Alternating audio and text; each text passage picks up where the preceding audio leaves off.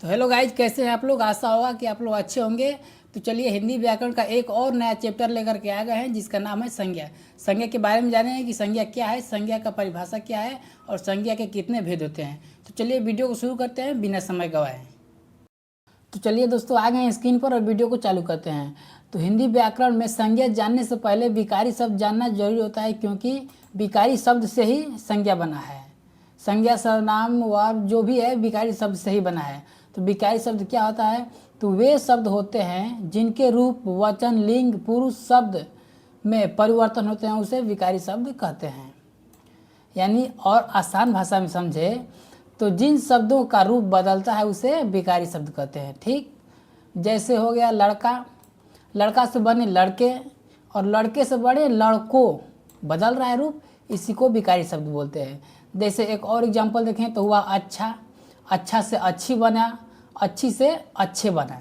ठीक, एक और देखते हैं लास्ट, ये है जैसे जाना, जाना से जाता बना, जाता से गई बना और गई से जाएगे बना। ये सब क्या है? जिन शब्दों का रूप बदलता है उसे विकारी शब्द बोलते हैं। अब देखते हैं हिंदी में विकारी शब्द के 4 प्रकार होते हैं। पहला है संज्ञा, दूसरा है सर्वनाम, देखिए पहला है संज्ञा, दूसरा सर्वनाम, तीसरा विशेषण, चौथा वर्ब यानी क्रिया। तो आज की इस वीडियो में हम जानेंगे कि संज्ञा, संज्ञा क्या होता है। तो किसी का भी नाम संज्ञा होता है। संज्ञा का डिफिनेशन है कि किसी का भी नाम हो वो संज्ञा है। इस दुनिया में जो भी है उसका कुछ ना कुछ नाम है, उसी को संज्ञा बोलते हैं।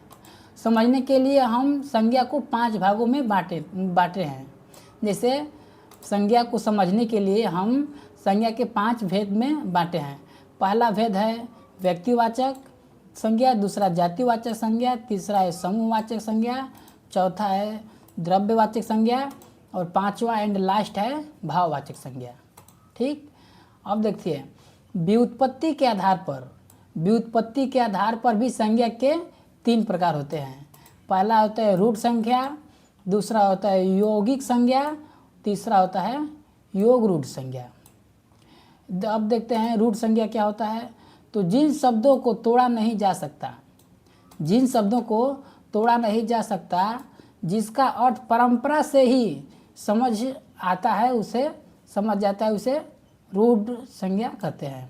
जैसे उदाहरण देखें तो घर, घर शब्द को तोड़ सकते हैं? नहीं तोड़ सकते हैं।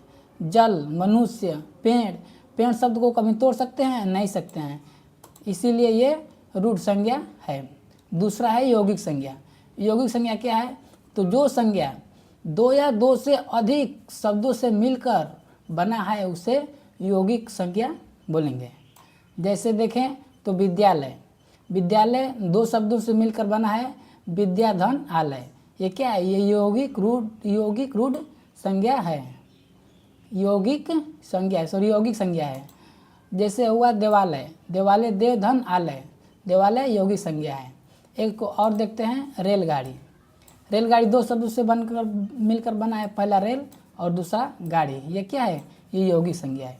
लास्ट इसमें का देखते हैं तो ये है योग रूढ़ संज्ञा। योग रूढ़ संज्ञा क्या होता है? तो जो शब्द 2 शब्दों से मिलकर बना है लेकिन उसका अर्थ विशेष है।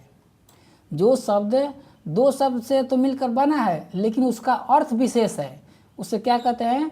तो उसके योग रूढ़ संज्ञा बोलेंगे। उदाहरण देखें तो पंकज, पंकज तो 2 शब्द से बना है, पंक धन ज, लेकिन पंकज का अर्थ विशेष है। जैसे देखते हैं चक्रपाणी, चक्रपाणी भी 2 शब्द से बना है लेकिन चक्र धारण करने वाला भगवान विष्णु, ये क्या है? यह भगवान विष्णु, इसमें विशेष है कि नहीं है शब्द में? चक्रपाणी, चक्रपाणी 2 ही शब्द से बना है लेकिन शब्द विशेष है। लास्ट देखते हैं, जो संज्ञा के 5 भाग होते थे उसमें से एक शुरू करते हैं व्यक्तिवाचक संज्ञा। अब देखें कि व्यक्तिवाचक संज्ञा क्या है। तो ऐसे नाम जो किसी का भी हो, ऐसा नाम जो किसी का भी हो, उसकी पहचान हो, वह जातीय वह व्यक्तिवाचक संज्ञा होता है। ऐसा नाम जो किसी का भी हो, उस नाम से उसका पहचान हो, वो जब व्यक्तिवाचक संज्ञा होता है। जैसे हम धरें कि हिमालय, हिमालय तो एक पर्वत है लेकिन इसका नाम लेते ही एक हिमालय का चित्र हमारे मन में आता है। हिमालय नाम ले लिए तो हिमालय का ही चित्र आएगा। अब दूसरा चीज़ का थोड़ी आ जाएगा, देश का थोड़ी आ जाएगा। इसीलिए ये क्या है, ये व्यक्तिवाचक संज्ञा है। जैसे उदाहरण में देखें तो श्याम, पूर्व, दिल्ली, जानवर, अमेरिका, ये सब क्या है, जो चीज़ नाम धर रहे हैं वो कन्फर्म है कि वो है। दूसरा देखते हैं जातिवाचक। जातिवाचक संज्ञा क्या है, ऐसा संज्ञा, ऐसा शब्द जिससे संपूर्ण जाति का बोध हो। ऐसा शब्द जिसे संपूर्ण जाति का बोध हो। जैसे लड़का कहने पर उसके अंदर राम भी आएगा। देखिए लड़का बोले, लड़का में संपूर्ण जाति का बोध हो रहा है। लड़का में राम भी हो गया, श्याम भी हो गया, कोई भी नाम ले लो वो क्या है, वो लड़का ही रहेगा। जैसे लड़का हो गया, कुत्ता हो गया, कुत्ता में कोई भी कुत्ता ले लो, ये तो नहीं यही कुत्ता है, वो संपूर्ण जाति का बोध हो रहा है, तो इसलिए ये जातिवाचक संज्ञा है। कुत्ता हो गया, बिल्ली हो गया, मछली हो गया आदि, ये सब क्या है, सब जातिवाचक का वाचक संज्ञा के उदाहरण है। नेक्स्ट देखते हैं समूहवाचक संज्ञा। समूहवाचक संज्ञा क्या होता है, तो संज्ञा के वे शब्द से किसी व्यक्ति, वस्तु या जीव के पूरे समूह यानी झुंड, टोली, समूह, यानी झुंड, टोली, समूह का बोध हो, उसे समूहवाचक संज्ञा कहते हैं। जैसे देखें तो सेना, सेना क्या है, सेना एक दो तो नहीं है, होगा लाख, 50,000, 10,000, 1,000, 100, ये संपूर्ण सेना है, झुंड है, टोली है, इसको क्या बोलते हैं, समूहवाचक संज्ञा बोलते हैं। सेना हो गया, सभा हो गया, भीड़ हो गया, ये सब क्या है, ये सब समूहवाचक संज्ञा है। लास्ट देखते हैं नेक्स्ट द्रव्यवाचक संज्ञा। द्रव्यवाचक संज्ञा क्या है, तो संज्ञा के शब्द से किसी पदार्थ, धातु, तरल या द्रव्य का बोध हो।